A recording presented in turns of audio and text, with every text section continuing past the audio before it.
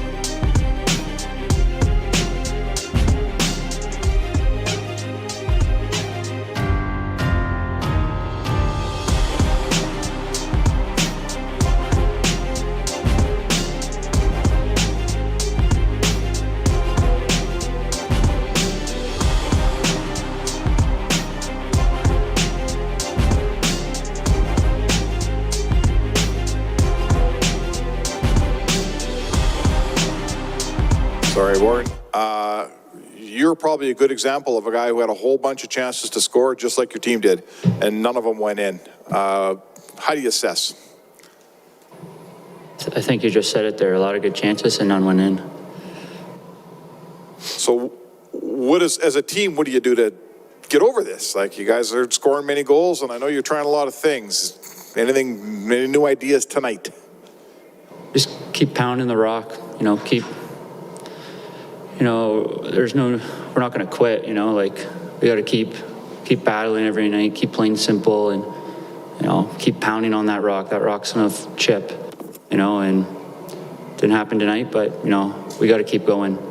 There's no easy way to get out of this, and the only way to get out of it is, believe in each other, support each other, and keep pounding away.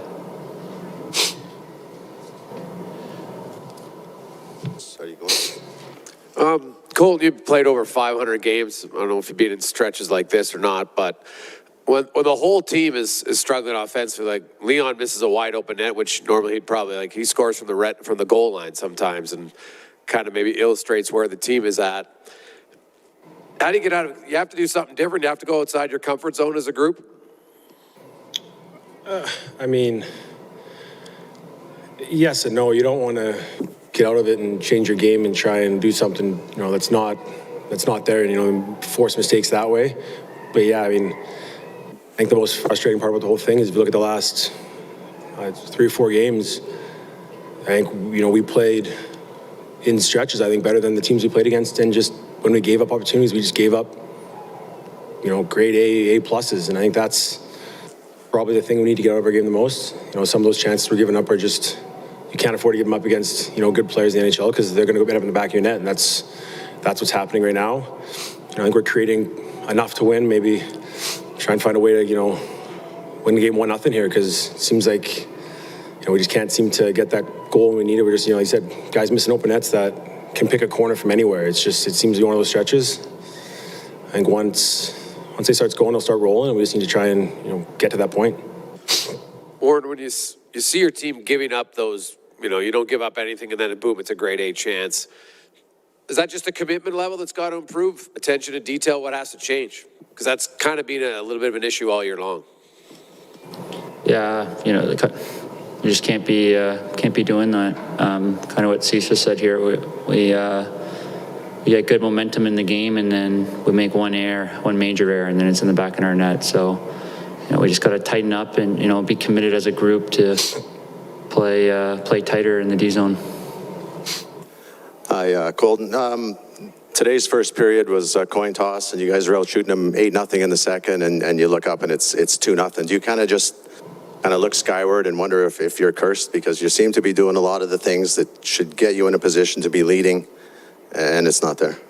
Yeah, I think that's probably the most frustrating part. I think if it was the other way, if we were getting outshot 8-0 and that, and it was 1-2-0, you'd be like, okay, it makes sense. When you look up and it's, you could say the game for the first 2 periods, or at least the first half, was probably in our favor. If you look at, look at the score, you just look at chances, but we're down 2-0, and that's, it seems to be the way it is right now. Even when we're playing well, we end up, giving up a goal and end up being down, and you can't play from behind, especially, multiple goals against good teams, any team for that matter. So it's obviously a little frustrating. It's one of those stretches that I don't remember being in pro hockey. It's been, just seems that snake bitten.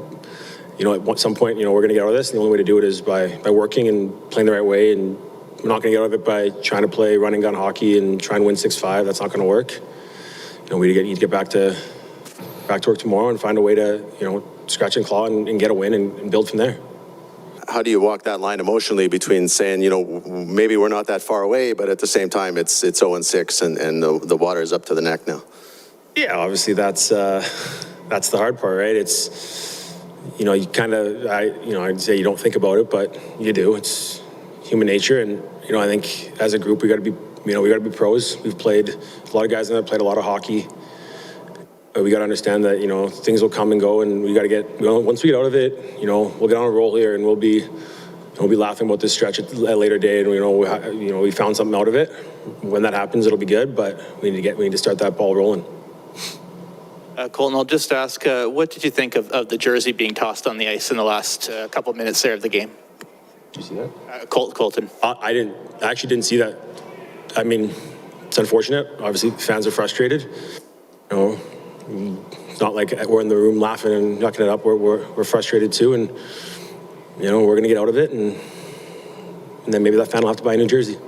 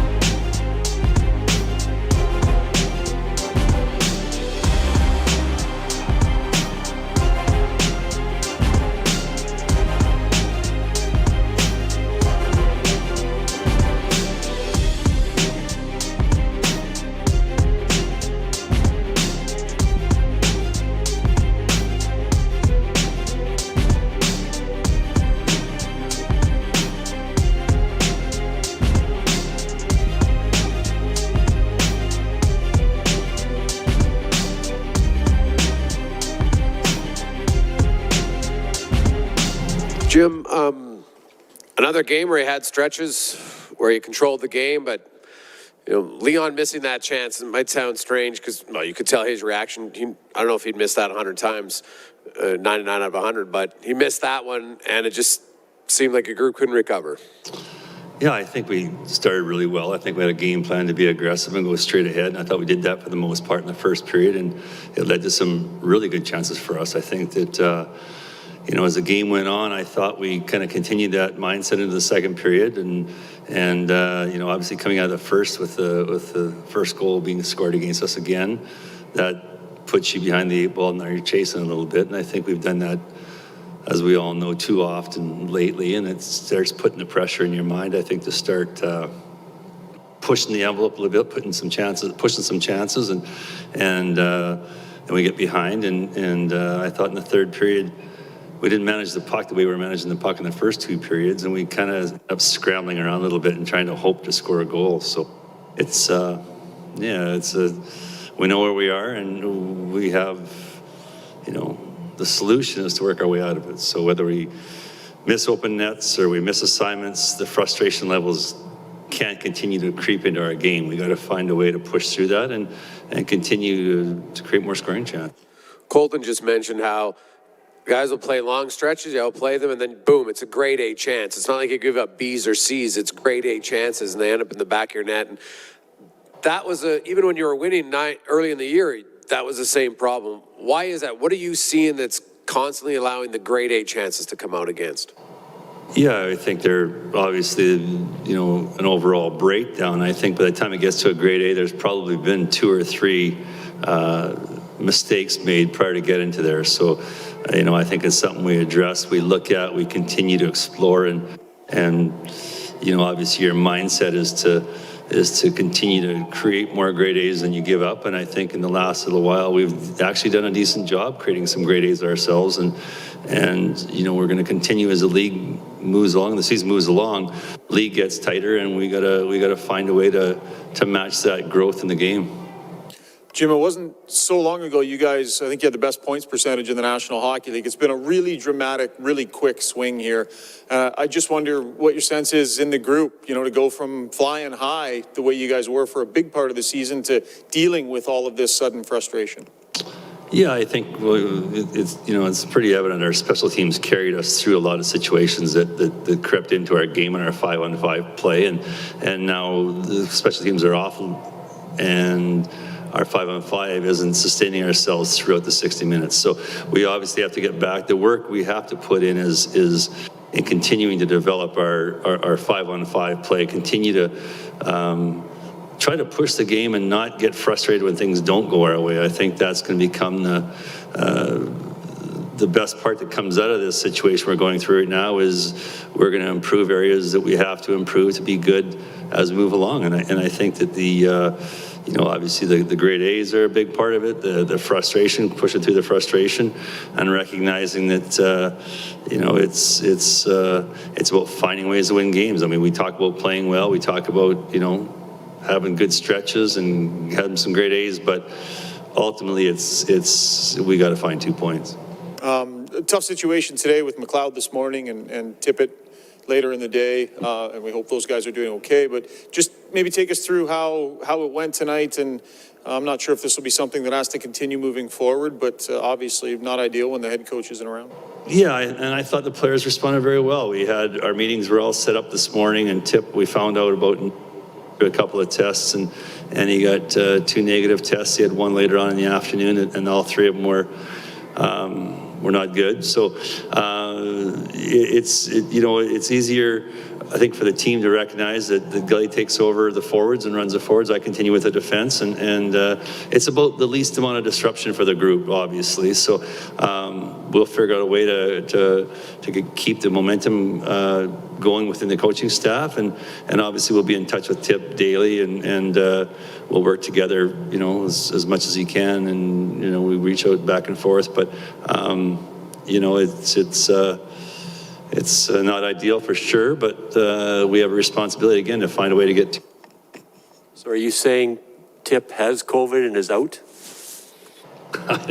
I'm not the doctor, but he didn't show up for work tonight. So yeah, he's tested positive for COVID, so he's in the protocol. Okay, you coach the defense, but Yamamoto's not even around the puck. He has not had a shot in 6 games. What are you seeing as the associate coach? Well, certainly, we expected more from Yamo. I think when we all reflect back and remember when Yamo came here, he was a competitive player. He was hard on pucks. He had second, third efforts. He was pushing the pace of the game, and I don't think we're seeing that as consistently as we have in the past. So I think for Yamo, it's more about, I know he worked lots on his shot this summer. I think it's about now putting himself in more consistent positions to use his shot, to hunt down more pucks, and there's a handful of guys that we need to continue to push to get the tempo of their game pushed up and our game pushed up. But certainly Yamo has more to give, and we got to find that. You guys you're around all these games. You still have a little bit of room in the standings to play with because of the good start. But at the same time, is there a breaking point that you're approaching here where something has to change before something has to give? Well, I think we went through a situation, a stretch where we had a lot of really good, solid players out of our lineup, and now they're slowly coming back in. I mean, Cece's back in now. We got, Duncan's back in. I think Mike Smith will be here to play real soon. And I think when we get ourselves organized health-wise again, it's going to be a boost. But there's no easy solutions. It's about working our way out of it. It's about digging in, and it's about playing harder to play against in all 3 zones. It's about managing the puck better. It's about handling the adversity of it. It's about our better starts. It's all of above, but it's about the consistency of being prepared to do it. Jim, are your defensemen, are they backing in too often sometimes on the shooter? Or are they coached that way, or are they just backing in too often? No, it's something that we've been addressing. Again, it ties in a little bit to the players that have been filling in for us. And I think that there's a confidence level that has to be in defensemen to want to stay up and have the courage to stay up and trust your skating and put yourself in a position to be aggressive at the offensive blue line, and it really sets up there. And yeah, we think there's an issue where our group does have to get up and stay up and be confident to be up, and then it ties into, you know, a good forward positioning to be able to track back and help them. So yeah, I think sometimes the confidence level in some of the younger players specifically is it's easier to back up and play safe, and that's an area where we've definitely addressed, and we have to continue to address it and stay more aggressive to defend up the ice further away from our net. What did you think of Keith coming back in for the first time in a few weeks?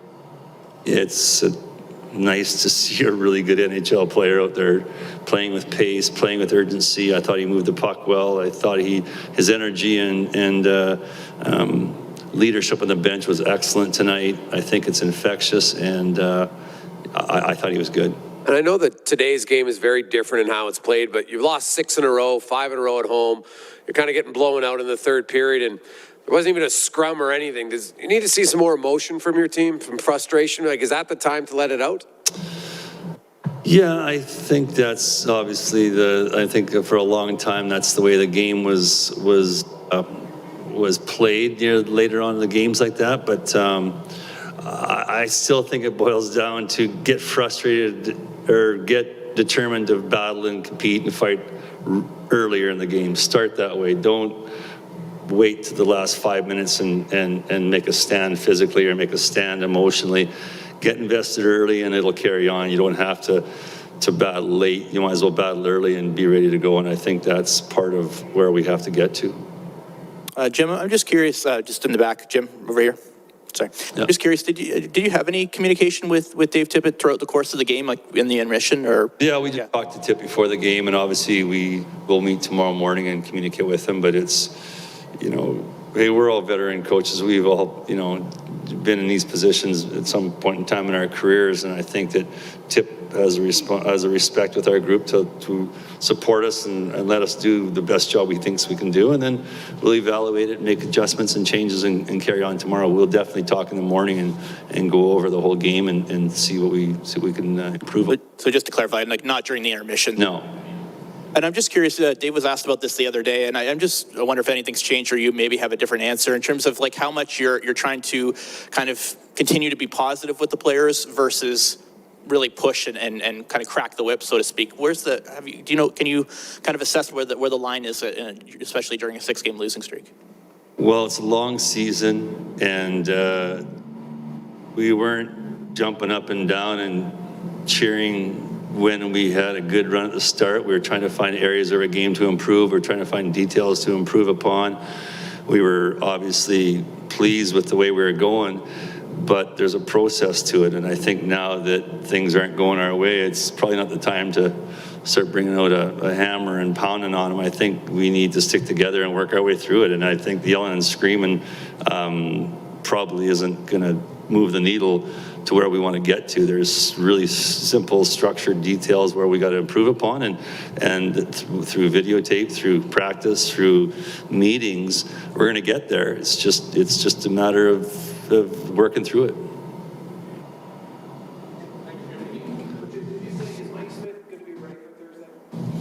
I don't know exactly, to be honest with you. I'm not sure.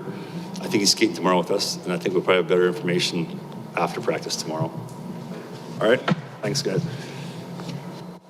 5 seconds gone. Oilers on the first power play of the night as McDavid weaves his way into the Leaf end. He'll go towards the net. He'll put it on goal. The save made by Campbell. And he'll get to center, come down the right wing into the Oiler end, drop it to Kerfoot. He'll set up, pass across. Muzzin will shoot it, and a save made by Koskinen. Goes to Nugent Hopkins, now out to Yamamoto. Skates down the left wing into the Leafs end. Held up by Liljegren. Puck goes in behind the net.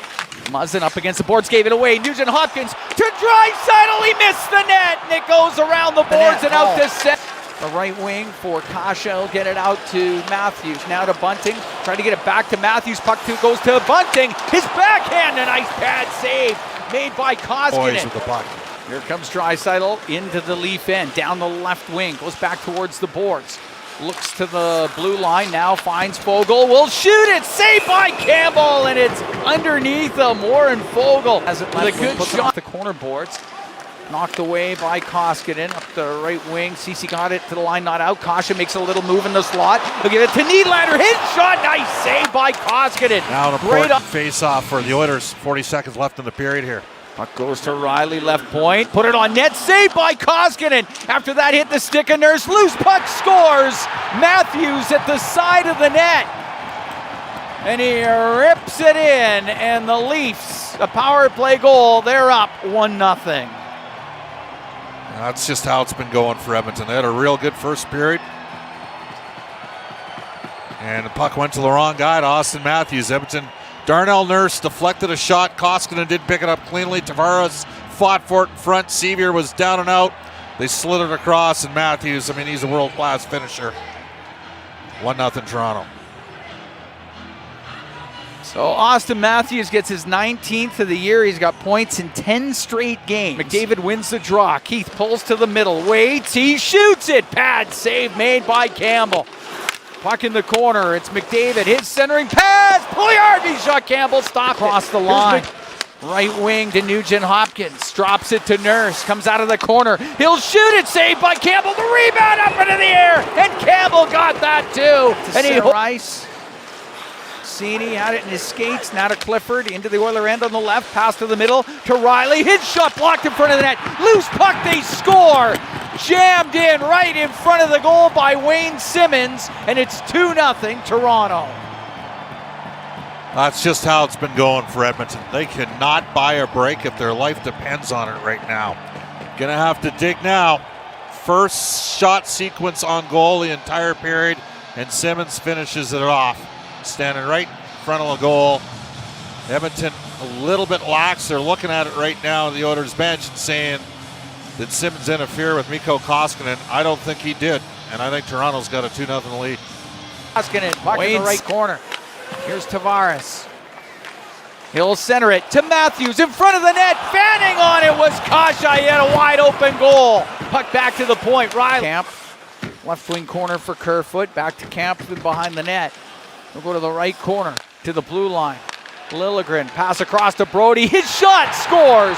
TJ Brody let it go. That was redirected in front of the net past Koskinen, and it's 3-0 for the Leafs. That might have got a piece of McDavid. It hit somebody. I think it was either Kerfoot or McDavid. Puck gets swung across. McDavid is out. No, it's Kerfoot's. Or it might have been a double. Just let's take a look at the backside angle here. That I think it hit McDavid's stick for sure. Yeah. And that elevated. And it went from low to high. Nugent Hopkins on the left wing. Can't be able to get it to the corner. Muzzin tied up. McDavid in front of the net to Draisaitl off the outside of the goal. Good chance there. Took a bit of a whack as he went to the net. Here's Yamamoto dumping it in. That's a penalty all day. Puck in behind the goal. Yamamoto to Fogle in front to Ryan. That save made by Campbell. His Bouchard on him. Bouchard gets the puck loose, goes to Cini. His shot and a great glove save made by Koskinen. As Brett Cini got a loose puck right in front of the net, fired it on goal. That was a great stop. Talk about being in the right place at the right time for Cini. Barry up the right wing. Get it up and out. Sevier comes in over the line. He can drop it to Cassian. He'll put it in front of the net to Sevier. Scores! Colton Sevier finds a loose puck at the side of the net. He gets the Oilers on the board, and the Leaf lead cut to 3-1. Well, rare goal from a support player, and Sevier's been the best of the Oilers' fourth liners this year. They crashed the net. They took it to the goal, a lot like the Leafs' second goal, as the puck ricocheted right to Colton Sevier on a net drive by Cassian and Sevier. Cassian actually tried to pass to Derek Ryan and ricocheted off of Jake Muzzin's skate and went right to Colton Sevier with a wide open net. That's, you know what? Needed a bounce. Needed a bounce. 3-1 game. Colton Sevier's first of the season in front of the net. There was Nylander for the Leafs to come out. skate into the Oiler end, forced over to the left, goes into the left wing corner. Now in behind the net, Nylander centering pass. It goes to Riley, he scores. Morgan Riley slipped in from the left point, and he goes high stick side on Koskinen. Leafs are up 4-1. Well, tough night for Connor McDavid continues, and you give Nylander credit. He fought off a McDavid back check the whole length of the ice and then wrapped the puck around to the far side of the ice. Riley backdoored, and the Edmonton Oilers had 4 players sold out. And then Riley with a perfectly placed shot. This guy had a 20-goal season a couple years ago. 72 points. In the mix for Team Canada, and he beats Mikko Koskinen high blocker side. Oilers down 4-1. It's shot right back in. Sent up the left wing by Keith. Nugent Hopkins clearing attempt, kept in. Here's Matthews. He'll shoot. He scores. Austin Matthews walks into the slot and absolutely wires it stick side on Koskinen and makes it 5-1 for the Leafs. Goal scorer's goal from Matthews, but from way too far out. And yet another situation where the Oilers don't get the puck out up the boards. There's been 2 of those tonight. And, yep. Mikko, I think, has got to have that one. He doesn't. Good shot. The guy's an elite level finisher. We've discussed that before. And it puts a bow on this one for Toronto. Second.